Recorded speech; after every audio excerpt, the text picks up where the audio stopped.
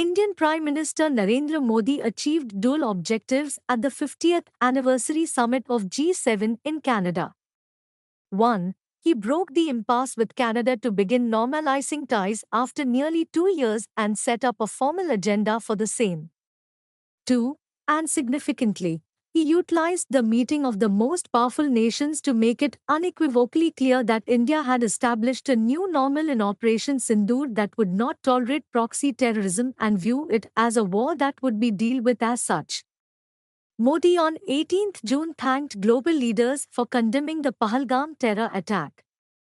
India's Ministry of External Affairs said both during the G7 summit and bilateral meetings on the sidelines Modi urged leaders to galvanize global action against terrorism, saying that for global peace and prosperity, the thought and policy must be clear: if any country supports terrorism, it will have to pay the price for it.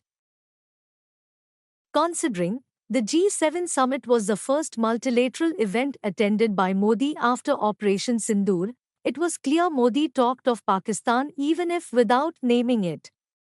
In his address at the Outreach Summit, PM highlighted the need to ensure energy security for all through a sustainable and green pathway and elaborated upon India's global initiatives such as ISA, CDRI and the Global Biofuels Alliance towards this objective.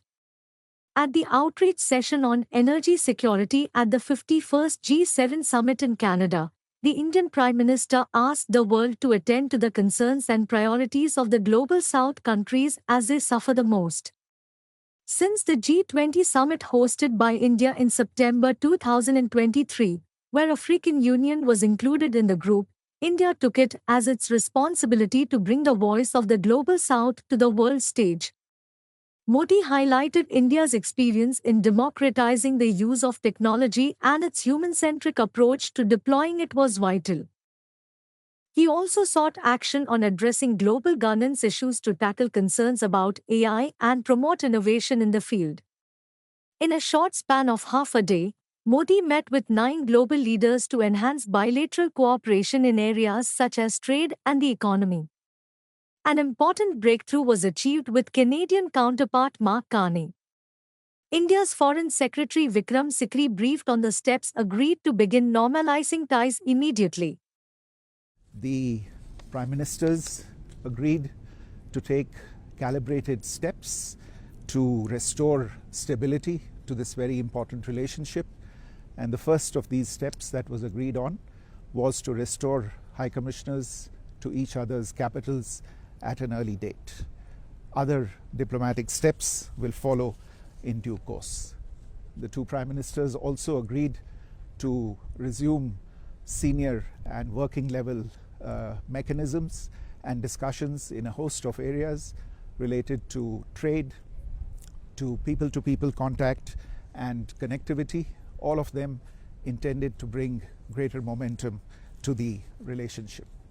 The two leaders also discussed potential collaboration in a host of issues related to clean energy, clean technology, digital infrastructure, artificial intelligence, food security, critical minerals and supply chains.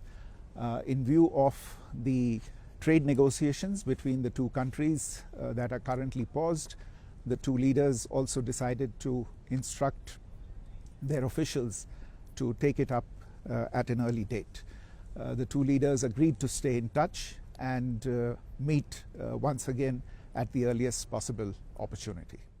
Among other heads of government that Prime Minister Modi met included South Korean President Lee Jae-myung, French President Emmanuel Macron, British Prime Minister Keir Starmer, Italian Prime Minister Giorgia Meloni and his Australian counterpart Anthony Albanese. Modi seemed happy to break the diplomatic logjam with Canada that started during the term of former Prime Minister Justin Trudeau. Modi said his Canada visit was productive Canada and he was thankful to the Canadian people and government.